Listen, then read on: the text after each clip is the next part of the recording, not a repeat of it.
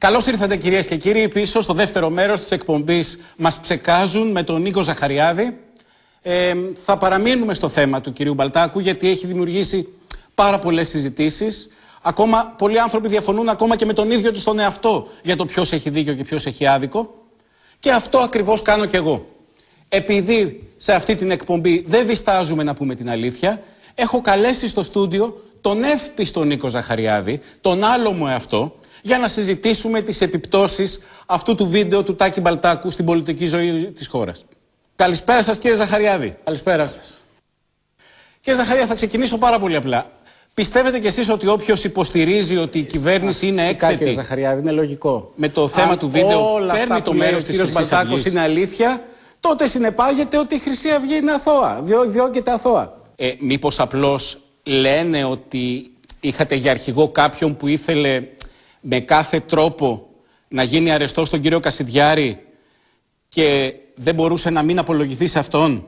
Σας παρακαλώ τώρα, τι σχέση έχει ο κύριος Μπαλτάκος με την κυβέρνηση? Καλά, θέλετε να μου πείτε κι εσείς ότι ό,τι έγινε ήταν τυχαίο, δηλαδή ο κύριος Μπαλτάκος δεν έχει σχέση, πέρασε για τα χαλιά από την κυβέρνηση? Γιατί εδώ έχω κάποια πρωτοσέλιδα, παρακαλώ πολύ να δείξουμε τα πρωτοσέλιδα, από φιλική εφημερίδα προς την κυβέρνηση που λένε άλλα. Ορίστε, τρέχοντας στο γραφείο του Σαμαρά ο Μπαλτάκος. Ή αυτό, τα μάτια και τα αυτιά του Σαμαρά στη συνάντηση με τους βουλευτές ο Μπαλτάκος. Να σας πω κύριε Ζαχαριάδη, με φέρατε εδώ τώρα για να με αμφισβητήσετε? Δηλαδή εμείς που συντρίψαμε τη Χρυσή Αυγή, θέλετε να σας δείξω τι λέει ο Πρωθυπουργός μας? As I'm sure you have all heard by now, we have crushed the neo-Nazis whose leading members are brought to justice, whose leader together with his number 2 in command are already in jail and whose influence is falling precipitously as we speak. Ωραία. Ωραία. Συντρίψατε τη Χρυσή Αυγή. Καλά κάνετε. Αλλά μετά βάλετε ένα χρυσαυγίτη να φέρει πίσω τους δικούς σας που παραπλανήθηκαν. Ο κύριος Μπαλτάκος έχει τη δική του ατζέντα. Μην με διακόπτετε, σας παρακαλώ. Εσείς με διακόπτετε. Αντί να φέρετε πίσω τους δεξιούς από τη Χρυσή Αυγή, είπατε να γίνετε κι εσείς λίγο χρυσαυγίτες. Ντροπή σας να λέτε τέτοια πράγματα. Τώρα σας λέω ότι ο κύριος Μπαλτάκος είχε τη δική του ατζέντα, το λένε όλοι. Δηλαδή, χωρίς εντολή Σαμαρά. Τι ήταν, ματαχάρι ήταν? Εσείς με ειρωνεύεστε. Που λέτε δεν είδαμε, δεν ακούσαμε ποιος είναι ο κύριος Μπαλτάκος, πέρασε για τα τζάμια, πέρασε για τα χαλιά. Σιγά μην ήρθε να αλλάξει γλόμπους κύριε Ζαχαριάδη. Λυπάμαι. Κύριε Ζαχαριάδη, δεν μπορώ να συνεχίσω έτσι μαζί σας. Εδώ βγαίνουμε στην ανάπτυξη. Ενδιαφέρεται όλος ο κόσμος για την ανάπτυξη και εσείς ασχολείστε με προβοκάτσιες. Αντίο σας κύριε Ζαχαριάδη, λυπάμαι πάρα πολύ. Εγώ λυπάμαι πολύ.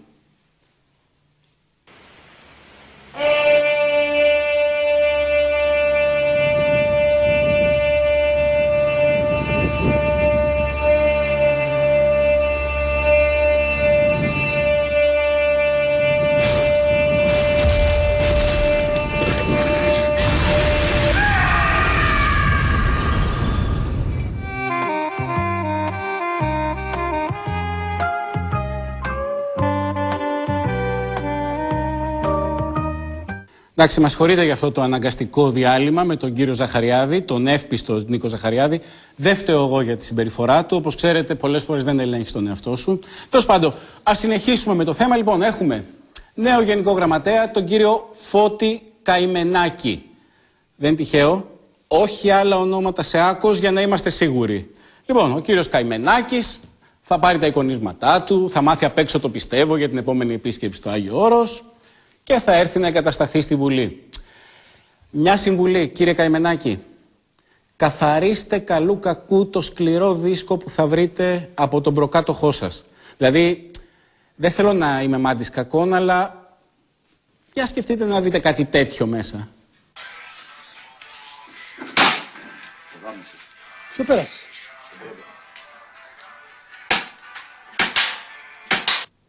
Μπροστά σε μικρά παιδιά. Ο άλλος καπνίζει μπροστά στο παιδί. Δηλαδή, τι παράδειγμα θα δώσει? Τέλος πάντων, είναι ανεξήγητο, πραγματικά δηλαδή, τώρα που το σκέφτομαι, γιατί κρατάνε αυτά τα βίντεο στα κομπιούτερ τους οι χρυσαυγίτες.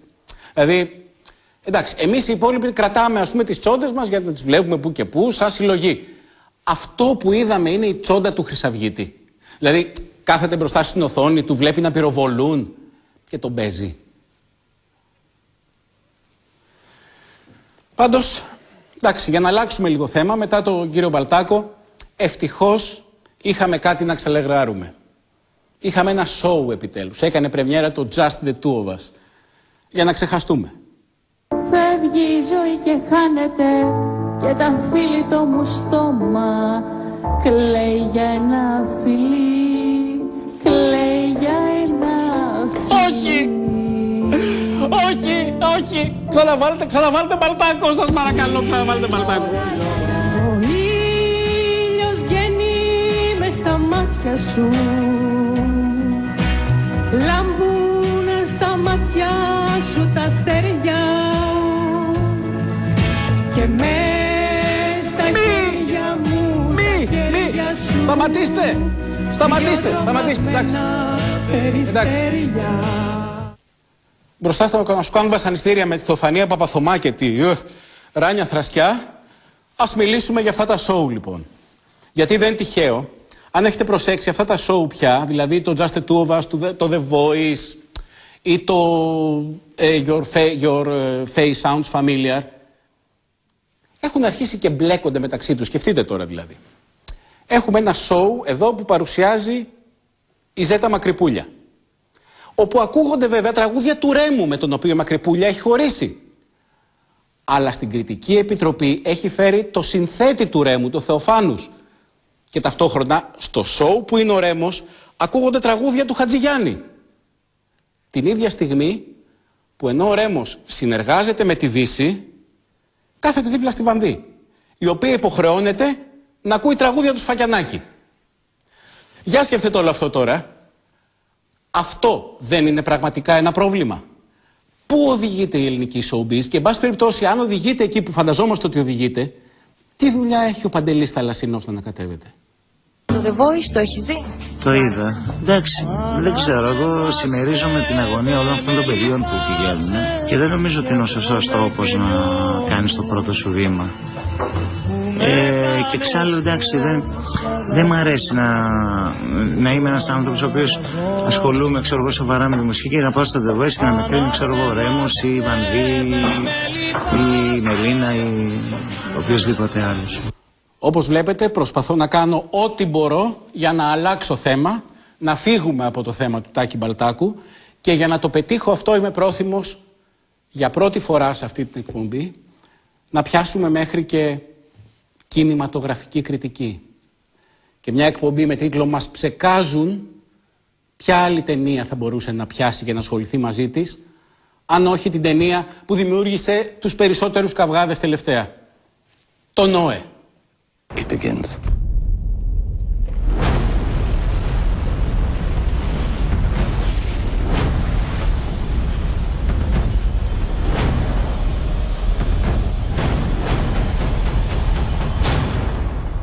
Λοιπόν, να ξεκαθαρίσουμε κάτι, έτσι. Ο Νόε είναι μια πραγματική ιστορία. Και έτσι πρέπει να την αντιμετωπίσουμε. Σαν μια πραγματική ιστορία. Και ακριβώς επειδή είναι μια πραγματική ιστορία, έχουμε και τις πραγματικές απορίες μας. Διάβασα πρόσφατα ένα άρθρο στο site theblob.gr που αναφέρεται σε μερικές από αυτές τις απορίες και θα ήθελα να τις μοιραστώ μαζί σας με την άδειά τους βέβαια. Λοιπόν, ερώτημα πρώτη. Διαβάζω. Όταν άρχισαν οι άνθρωποι να πληθαίνουν πάνω στη γη, είδε ο Θεός ότι αυξάνονταν το ίδιο και η κακία πάνω στη γη. Και έτσι ο Θεός μετάνιωσε που έφτιαξε τον άνθρωπο και λυπήθηκε. Όπα.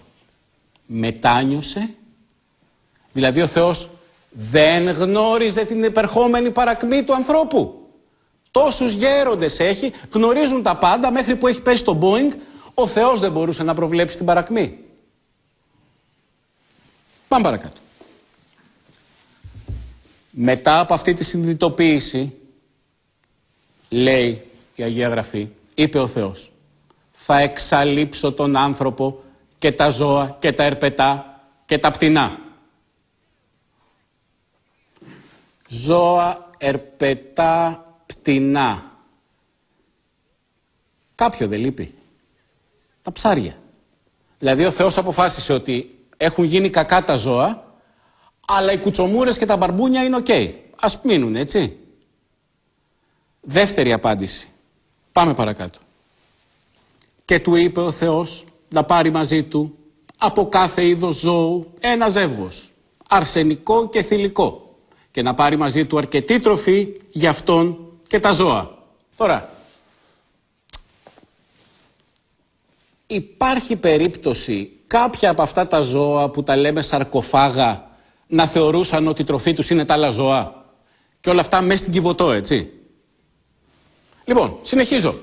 Λοιπόν, έπειτα ακολουθεί κατακλυσμός όπου η βροχόπτωση συνεχώς χειροτερεύει και στο τέλος σκεπάστηκαν όλα τα ψηλά βουνά και όλα τα ζώα και οι άνθρωποι πέθαναν και τα νερά δυνάμωναν για 150 ημέρες. 150 μέρες. Και τότε ο Θεός θυμήθηκε τον Νόε, τον είχε ξεχάσει.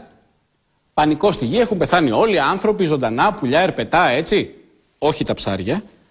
Και ο Θεός έχει ξεχάσει το περιστατικό. Και μετά λέει, ο Θεός θυμήθηκε το περιστατικό. Και έστειλε ανέμους. Και τα νερά φύγανε. Ωραία, τα νερά φύγανε. Μήπως μπορούμε να μάθουμε πού πήγαν? Συνεχίζω. Και έπειτα τα νερά αρχίζουν να υποχωρούν, η Κιβωτός προσαράζει στο Αραράτ, ενώ όταν έχουν περάσει 10 μήνες φαίνονται οι κορυφές των βουνών. 40 μέρες μετά ο Νόε ανοίγει την Κιβωτό και στέλνει ένα κόκορα, διότι όλοι ξέρουμε ότι ο κόκορας είναι πολύ γνωστό λαγωνικό και βρίσκει πάντα ό,τι θέλει, έτσι, για να δει αν θα γυρίσει, και αν γυρίσει σημαίνει ότι έχει εμφανιστεί η στεριά. Και ο κόκορας δεν γύρισε. Ο κόκορας του Νόε δεν γύρισε. Που σημαίνει ότι δεν θα έπρεπε να έχουμε κότες, γιατί με τι αναπαράχθηκαν οι κότες? Άρα αντίο κότες. Αυτό που βλέπουμε είναι ένα όραμα. Μια παρέστηση. Και μετά από 7 μέρες ξαναστέλνει ένα περιστέρι αυτή τη φορά, γιατί του έχουν ξεμείνει τα άλλα γονικά, και το περιστέρι γύρισε με ένα κλαδί ελιάς. Όπα. Το περιστέρι πάει. Βρίσκει το κλαδί. Το κλαδί ανήκε σε ένα δέντρο. Το δέντρο είχε περάσει 10 μήνες κάτω από το νερό, έτσι. Και είχε επιβιώσει. Δηλαδή το περιστέρι πήγε, βρήκε ένα κλαδί ελιάς το οποίο δεν είχε σαπίσει και το έφερε στον Νόε. Και όλη αυτή η κατάσταση δεν μας έχει προβληματίσει καθόλου. Είναι όλα απολύτως λογικά, έτσι. Τέλος πάντων, περιμένω μια απάντηση για αυτό το θέμα. Είναι ένα θέμα το οποίο άξιζε να θίξει αυτή η εκπομπή. Ας περάσουμε στο επόμενο. Είναι μια καινούρια στήλη, κάτι το οποίο θα ήθελα να ξεκινήσουμε από αυτή την εκπομπή, με τίτλο «Είσαι τεά».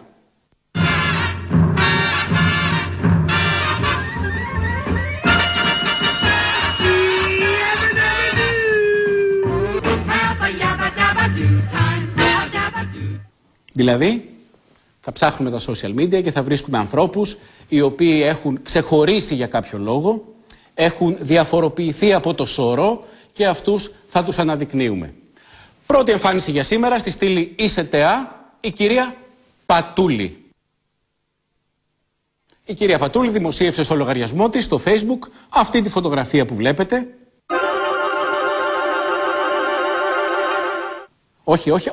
Όχι αυτή, αλλάξτε. Ναι, αυτή. Εντάξει, λογικό να μπερδεύεστε, δυναστεία είναι και το ένα και το άλλο. Και με αφορμή πάντως αυτή την εικόνα, ψάξαμε λίγο παραπάνω το ποιόν της κυρίας Πατούλη.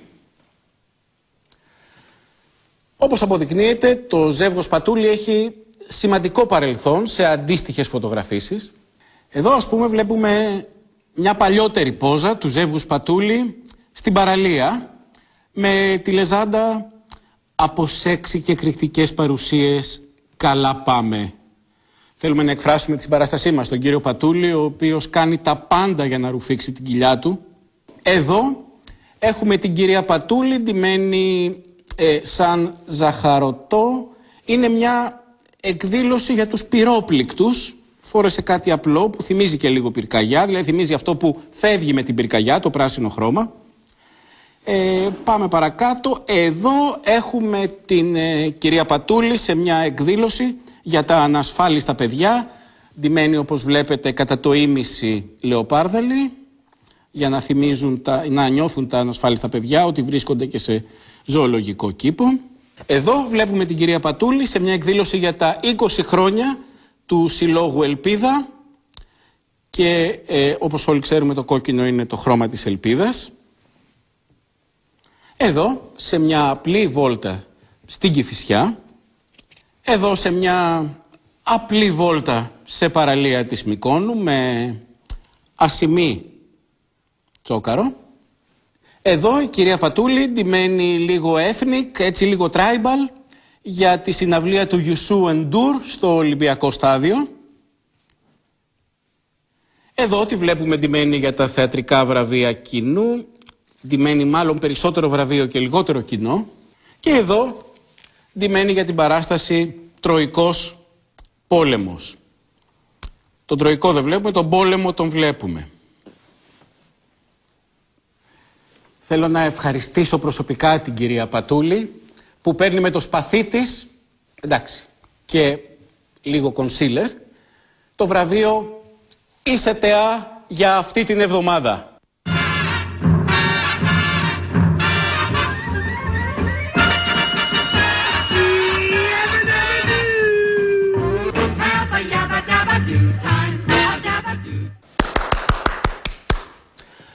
Και μια που πάμε στα χειροκροτήματα,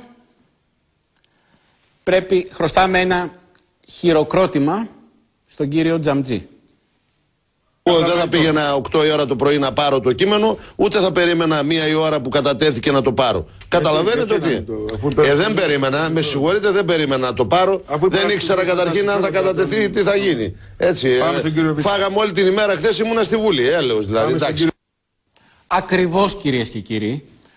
Ο κύριος Τζαμτζής, όπως τον είδατε, δεν δέχεται να πάει και 8 η ώρα το πρωί στη Βουλή να παραλάβει το νομοσχέδιο και έχει δίκιο. Διότι αν ήθελε να ξυπνάει 8 η ώρα το πρωί αξιμέρωτα δεν θα γινόταν βουλευτής, που όπως όλοι ξέρουμε έχει και μια ιδιαίτερη βιοτεχνία στην παραγωγή εναλλακτικών παξιμαδιών, να τα πούμε. Υπάρχουν συνάδελφοι που δεν έχουν λεφτά και επιτρέψτε μου την έκφραση, ξεραίνουν και το σκατό τους. Ακριβώς. Θα γινόταν αγρότης. Αγρότης ήμουν και συνεχίζω να είμαι γιατί έχω ασφάλιση ΟΓΑ. Τι? Είναι αγρότης. Και αφού είναι αγρότης, γιατί δεν ξυπνάει πρωί? Αν είναι να πάρω 2.000 σαν βουλευτής, δεν θα είμαι βουλευτής. Αλλάζουμε θέμα, γιατί η εκπομπή έχει γίνει πάρα πολύ ψεκαστική. Έχουμε γεμίσει ψεκασμούς. Και μια που λέω έχουμε γεμίσει ψεκασμούς, θέλω να μοιραστώ μαζί σας αυτό το βίντεο που αλίευσα στο YouTube. Πρόκειται για μια θεωρία συνωμοσίας, μια αγαπημένη θεωρία συνωμοσίας, όπου αποκαλύπτει πως οι φίλοι μας, οι Ιλουμινάτοι, σκότωσαν τον Μάικλ Τζάκσον. Όμως ο Μάικλ Τζάκσον κατάφερε, όπως αποκαλύπτει το βίντεο του YouTube, και μέσα από το τελευταίο του βίντεο πέρασε τα μηνύματα που θέλει. Προσέξτε.